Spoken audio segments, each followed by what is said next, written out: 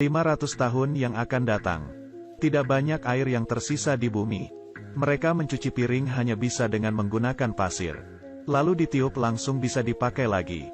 Waktu ingin minum, harus lari ke stasiun air. Mirip seperti pom bensin, bayar untuk minum air. Orang miskin yang tidak mampu membeli air, hanya bisa membeli alkohol. Keluarga Lao Bai tinggal di sini. Rumah yang terbuat dari beberapa kontainer. Karena tidak rela mengeluarkan uang untuk air, hanya bisa mendapat air dari makanan.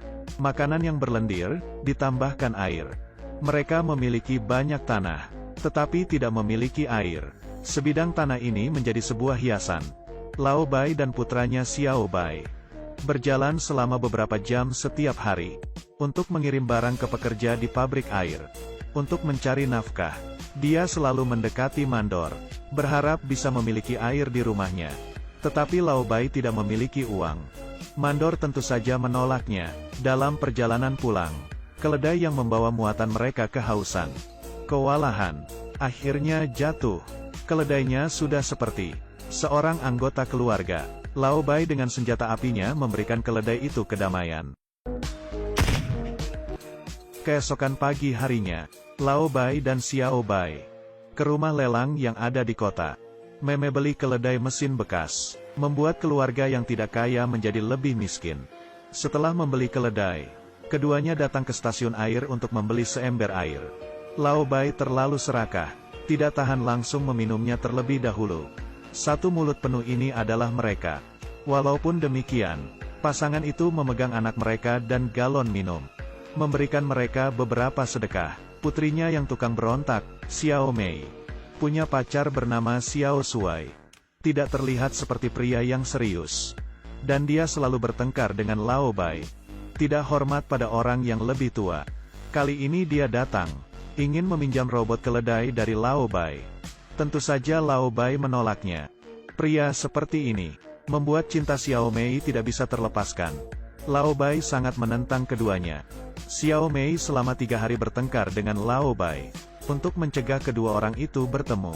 Lao Bai sampai memaku pintu dan jendela, tidak membiarkan putrinya keluar rumah. Hari ini Lao Bai menemukan kunci gudang dicuri. Buka pintu langsung melihat robot keledainya hilang. Mengingat Xiao Shuai ingin meminjam darinya beberapa hari yang lalu.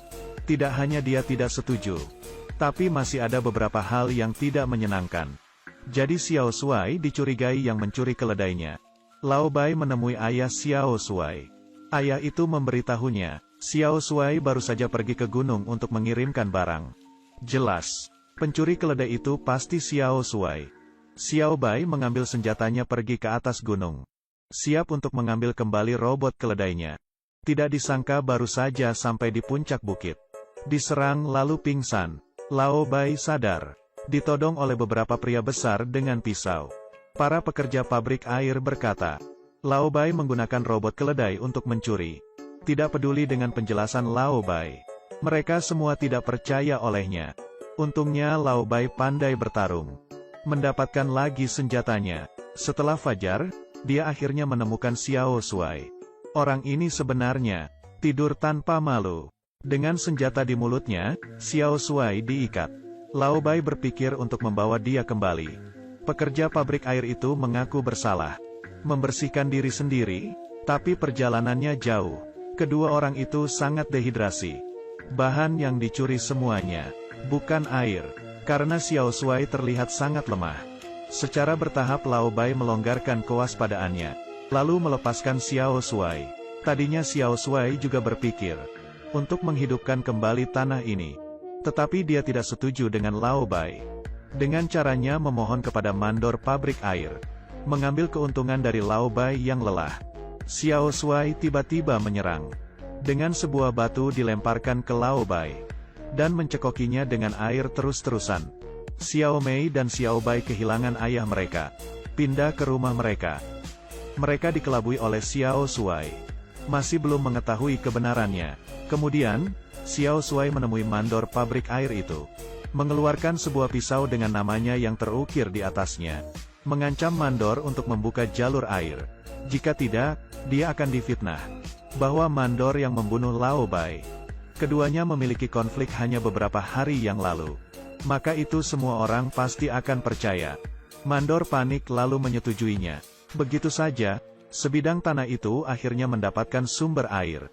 Xiao Shuai setiap hari bekerja keras untuk menemukan sebuah oasis. Musim semi pergi dan musim gugur datang. Tunas-tunas hijau mulai muncul dari tanah, menghidupkan kembali ladang gandum. Xiao Mei akan menjadi seorang ibu. Mengadakan pernikahan dengan Xiao Shuai.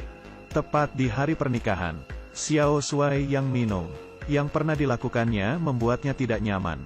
Hari ini, masalah yang lebih besar lagi datang. Beberapa petugas bank menunggangi kuda, mencari Xiao Shuai, karena kehidupan Lao Bai sebelumnya memiliki banyak hutang. Sekarang mereka ingin mengambil tanahnya untuk membayar hutang. Motor itu sudah akan terbang. Xiao Shuai tentu saja tidak setuju. Untuk mengumpulkan uang kembali, Xiao Shuai ragu-ragu. Dia menipu anak temannya, diambil untuk dijual ke RFZ. Tanpa diduga ternyata RFZ orang yang berbahaya, membunuh seorang teman. Xiao Shuai hampir mati. Untungnya reaksinya cepat. Tapi robot keledai juga kena dalam baku tembak. Sistemnya gagal karena terkena peluru. Memulai prosedur pengembalian otomatis. Dari awal, bisa pergi sendiri ke bengkel. Bos melihat kotak informasi yang ada pada keledai. Langsung mencari anak Lao Bai, Xiao Bai. Tidak diduga robot keledai ini bisa melihat semua yang terjadi. Xiao Bai melihatnya, dan potongan-potongan gambar yang kabur dari ayahnya. Langsung menunjukkan senyum yang lama telah hilang dari wajahnya. Tapi dalam pemutaran video, dia melihat Xiao Shuai, pembunuhan ayahnya. Ini mengejutkannya. Sendirinya mengikuti pembunuh ayahnya. Menghabiskan hampir 1 tahun hidup bersama di satu atap. Juga melihat Xiao Shuai yang membunuh teman dekatnya. Tetapi Xiao Bai tidak mengatakan yang sebenarnya ke kakaknya. Tapi dari lubuk hatinya, memiliki serangkaian balas dendam. Pertama, dengan nada teman baik si Xiao Shuai. Menulis surat untuk Xiao Shuai. Berbohong kalau dirinya sendiri tidak membunuh. Meminta membawa beberapa makanan untuk bantuan. Xiao Shuai datang ke tempat yang disepakati dengan setengah percaya. Saat melangkah masuk, kakinya patah. Saat ini, melihat batu yang ada di tangan Xiao Bai, dia langsung mengerti. Kebenaran telah terungkap. Dia berpura-pura meminta ampun, memohon Xiao Bai untuk memaafkannya. Tidak peduli seberapa gila dia menjerit. Xiao Bai sudah tidak peduli. Akhirnya Xiao Bai mengambil senjata, menyingkirkan Xiao Shuai. Setelah itu dia tidak mengatakan sepatah kata apapun. Membawa pulang robot keledai, untuk mengubur kebenaran itu sepenuhnya. Xiao Bai menghapus semua video robot keledai. Tidak pernah menyebutkannya lagi. Melihat gandum sudah matang, Xiao Bai yang masih muda memutuskan. Akhirnya tanah itu menjadi subur, untuk dibawa bagi keluarga kecil itu. Seiring waktu mengalir, Xiao Mei juga pelan-pelan menerima. Tinggal bersama adiknya. Hidup sederhana dan bahagia.